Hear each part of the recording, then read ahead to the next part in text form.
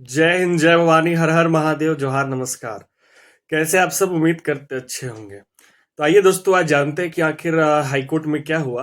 तो आप सबों को पता चल चुका होगा अब तक कि जो है नेक्स्ट डेट मिला है वो 26 जून दिन गुरुवार का है दोस्तों।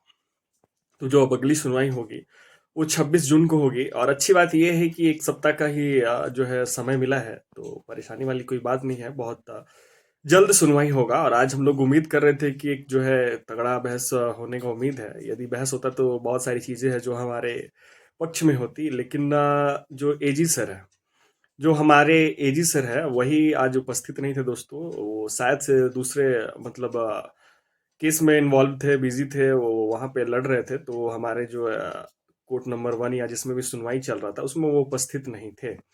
और जो केस था ये 13वें नंबर पे था, और शायद से उनका केस जो था वो चल रहा था पहले से, तो इसलिए जो है हमारे जो वकील की तरफ से थोड़ा सा बोला गया कि कुछ समय दे दिया जाए, 12-1 बजे या जो भी। तो इसके बाद जो है जज साहब के तरफ से नेक्स्ट डेट दे दिया गया। और ये अच्छी बात ये है कि एक सप्ताह के अंदर ही अगली जो सुनवाई है ये हो जाएगी। तो धैर्य बनाए रखे। और जैसा कि आपको पता है, जो चीफ जस्टिस साहब का जो है कि तबादला हो चुका है त्रिपुरा के लिए। और यहाँ जो आएंगे तरलोक सिंह चौहान सर हैं, जो कि हिमाचल प्रदेश के जस्टिस हैं, वो यहाँ एज अ चीफ जस्टिस आएंगे।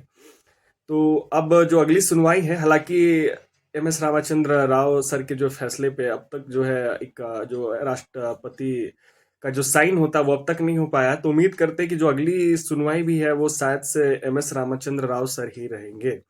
एक सप्ताह बाद जो सुनवाई की डेट मिली है उसमें भी राव सर ही रहेंगे। तो जरूर से उस दिन अगर एक जो है बहस हो जाए, तगड़ी बहस हो जाए, तो फैसला जो है हमारे पक्ष में हो सकता है। और आपको ये पता ही है कि आज एक रिपोर्ट भी गया था और चार्जशीट भी जो है 13 अन्य आरोपियों के खिलाफ हो चुका है।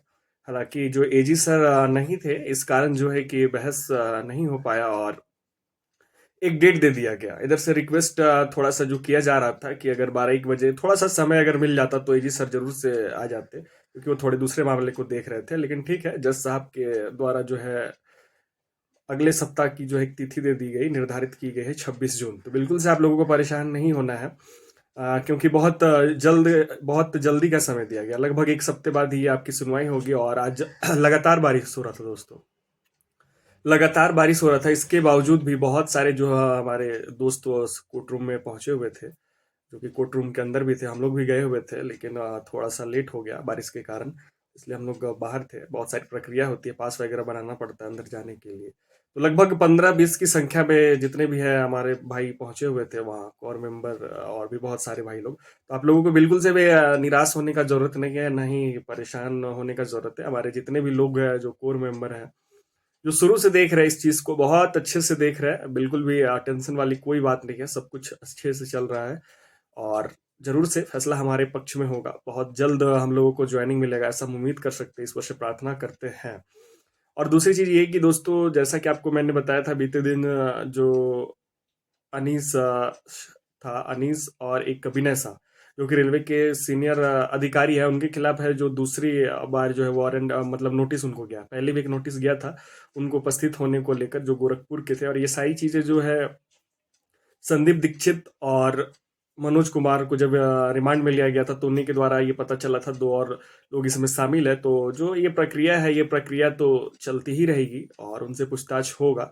अब देखते हैं जो अगले नेक्स्ट वीक का है क्या होता है। इसमें हम लोग पॉजिटिव होप के साथ है कि जो भी होगा हमारे छात्रों के हक में होगा। क्योंकि लगातार हमारे घर से भी आज कॉल आया, जो हमारे पिताजी है वो पूछ रहे थे कि क्या हुआ। तो हमने बताया कि नहीं, नेक्स्ट डेट मिल गया है। तो थोड़े से परेशान दिखे वो, क्योंकि ये देखिए गार्जियन जो होते हैं वो जरूर से वो एक आशा बनाए हुए हैं कि क्या होगा नहीं होगा, क्योंकि उनके दिमाग में भी चल रहा है। तो हम लोग तो परेशान हैं ही हैं, साथ ही हमारे गार्जियंस और सभी के अभिभावक परेशान होंगे। हालांकि हम लोग इस चीज़ को समझ रहे हैं कि क्या कुछ होगा नहीं होगा, ये हमें पता है।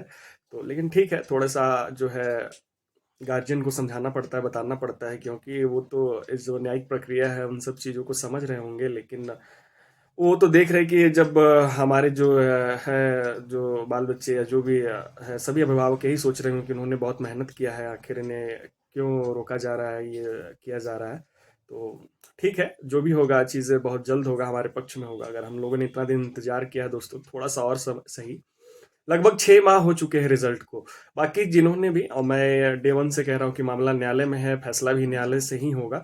जिन्होंने भी गलत करने का प्रयास किया है या जो गलत किसी भी तरह से अगर उनकी इन्वॉल्वमेंट है तो उनको जरूर से सजा होनी चाहिए। बाकी जो लोग भी नेपाल गए, बीरगंज गए, इसके लिए हमारी अकाउंटेबिलिटी नहीं है। अगर 27 लोग नेपाली चले गए, बीरगंज चले गए, तो इसके लिए हमारी जवाबदेही नहीं है। उनके खिलाफ जो भी एक विधि सम्मत कार्रवाई है या जो भी वो किया जाएगा। बाकी जितने भी लगभग 3,04,694 लोगों ने एग्जाम दिया था और बाकी सब एग्जाम के सेंटर ही गए थे, उन लोगों ने जो है अपना एग्जाम हॉल ही किया था। इसमें हमारी गलती नहीं है कि अगर कोई नेपाल जाता है, बीरगंज जाता है या फिर कहीं भी जाता है XYZ जगह, तो ये हमारी अकाउंटेबिलिटी नहीं है कि कौन कहाँ गया। इसलिए आप लोग बिल्कुल से परेशान होने की जरूरत नहीं है। हम लोग तो अपने सही जगह पे ही गए थे, एग्जाम सेंटर ही गए थे। तो फैसला जरूर से हमारे पक्ष में होगा, हमारे लिए होगा। As a DV verified student हम लोग को पॉजिटिव रहना है। बाकी जो है न्यायिक प्रक्रिया में थोड़ा सा समय लगता है और देखते हैं। जो जैसा कि आपको पता है, चार्जशीट तो हो चुका है। बाकी जो अन्य दो अभी जिनके संलिप्तता की बात चल रही है, विनय शाह और अनीस, तो उन लोगों के खिलाफ जो है आगे की कार्रवाई चलते रहेगी। लेकिन और बाकी जो भी सारी चीजें हैं वो एक न्यायिक प्रक्रिया भी होता है दोस्तों, तो थोड़ा सा समय तो लगता है। कोर्ट कचहरी का चक्कर जो होता है, थोड़ा सा समय तो लगता है।